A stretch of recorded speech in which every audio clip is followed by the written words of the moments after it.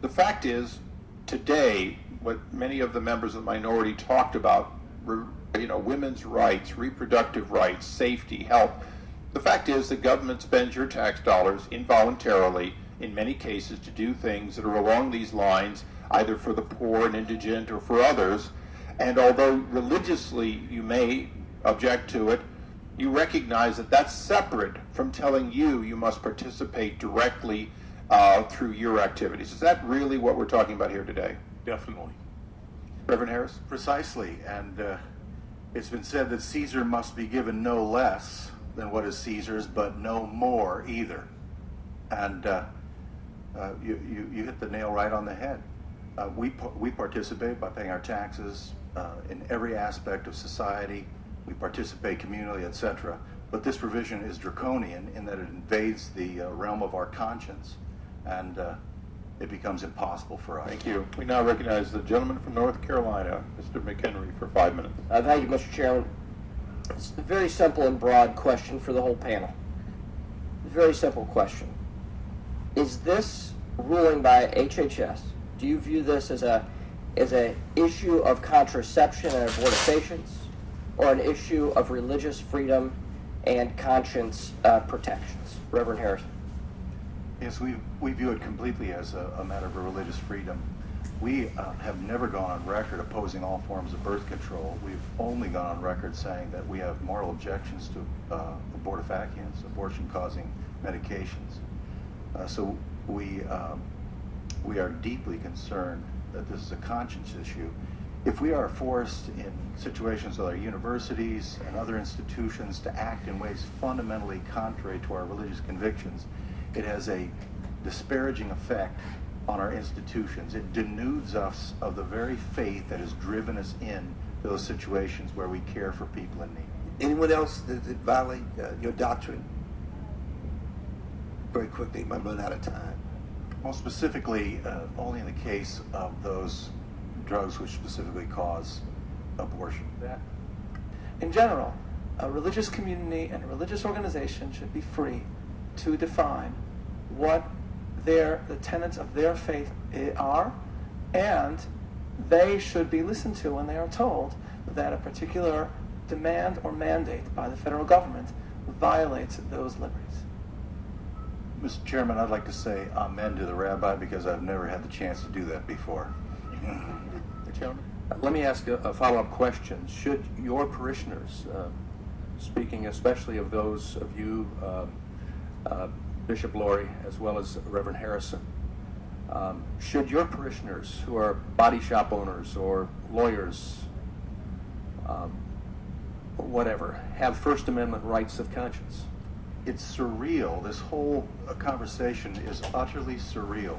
If the Supreme Court can uphold the rights of a tiny sect to use a hallucinogenic drug in its religious rights, how is it that our fundamental rights of conscience over long established moral principle, virtually unchanging in the history of Christianity, is somehow dismantled?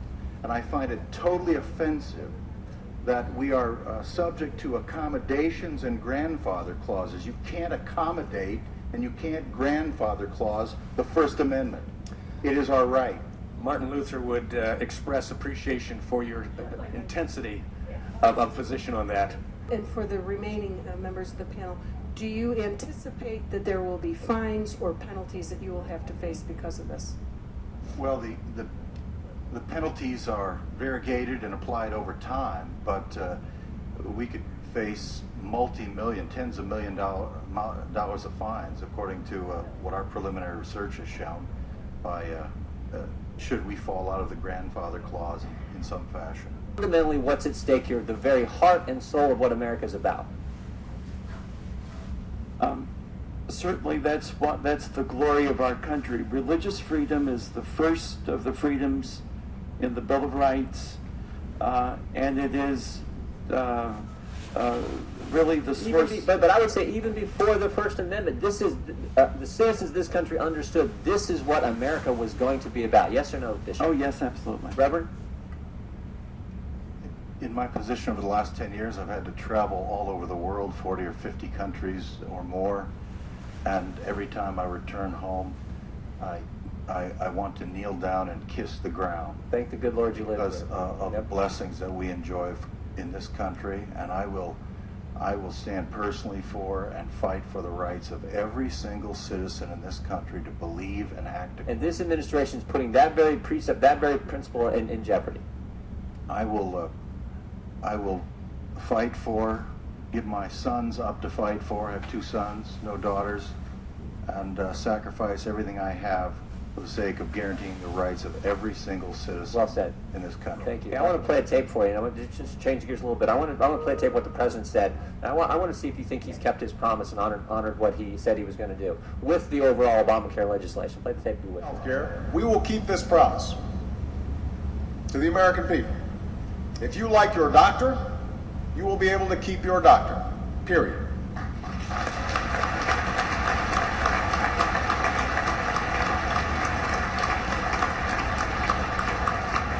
If you like your health care plan, you'll be able to keep your health care plan, period. Reverend, did the president? As a church promise? body, we have no official position on the rightness or wrongness of The president said, President's if you health like your, plan. president said, if you like your plan, you can keep it. Is that true? All I would like to say is that we are here, I am here today because we are deeply concerned about the religious liberties provision. Will you be able to keep the same plan? Just rules in place? We're hanging on by a fingernail, and as I said in my opening statement, I believe a couple of strikes of a keyboard could eliminate our freedoms very easily. Is it your understanding that do your religious teachings prohibit the use of contraception for health-related purposes, such as treating ovarian cancer? We're all for medicine for women. In fact, I've spent years of my life working with relief and development and charitable organizations providing specifically services to women. So we're all for medications that help women. We're just not for using certain medications to end pregnancies. Yes to you, and I ask Reverend Harrison, for example, if I'm a devout Lutheran businessman and I have 75 people working for me, am I not as aggrieved as the church is if I am forced to offer these particular services to my employees? I think, in fact, you are, as a matter of fact. In fact, and even as you said that, I can think of a wonderful family that has treated its employees like gold for its entire existence. Employees love to work at this large organization that I'm thinking of, and yet these are very devout people who absolutely loathe acting against their consciences. Let me, at the risk of taking some of your time, Mr. Congressman, I really loathe the partisan nature of this discussion. 98% of what I do, what the Missouri Synod does, is completely bipartisan. We represent a large church body. The constituents are in some way evenly divided between Democrats and Republicans. We do not operate in a partisan way. I also stand at an altar regularly to administer the sacrament, and in the prayers of the church, I pray personally for the president, his well-being, and the well-being of our nation. I personally get on my knees every single morning in my office, and I pray for the president of this country and this government. Luther bids us in the Small Catechism, defend, speak well of him, and put the best construction on everything. I know this is a different game here. This is hardcore politics. I'm here for one reason. I'm here because there is a narrow but very significant provision in the HHS provisions that is, I believe, very dangerous to religious people with our kind of convictions. And I believe it's also dangerous to any religious people who have unique convictions. So that's why I'm here. Did any of you, maybe I missed this earlier on our panel, support Obamacare in its beginning 2 or 3 years ago? It's our religious policy believing there's a strict separation between the two kingdoms, the religious and the governmental, that our church shouldn't be spouting off on every government issue. So we took no official position on. You guys do a great job of that. Okay. Yes. Doctor, as my time runs out, let me quickly rephrase a question my good friend from South Carolina asked.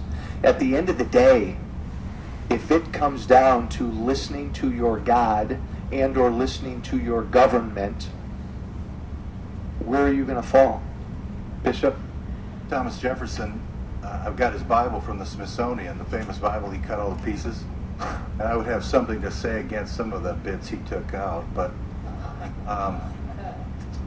he did leave in Matthew 22, they say unto him, Caesar's. Then saith he unto them, Render therefore unto Caesar the things which are Caesar's, and unto God the things that are God's. I have to ask each of you, are you morally opposed to allowing women who work in your facilities, many of whom are non-religious, whatever the denomination, they were not hired for a religious purpose? Are you opposed to allowing them to take a pill or to get an IUD in cases where their lives depend? But you may answer her question. I'd just like to respond that our health plan will in fact cover contraceptives used for such health reasons. And let me also say, Martin Luther said one time, doctrine is heaven, life is earth. I was an inner city pastor for quite a while. Spent a lot of time in slums all over the world. And these ears of this pastor have heard every possible situation of malady of life you could ever imagine. We have principles that guide us as Lutherans. We know that those principles meet real life, and the real lives of people are hurting. And we accommodate wherever we can. We are not rigid kooks. We care about people, and that's our business.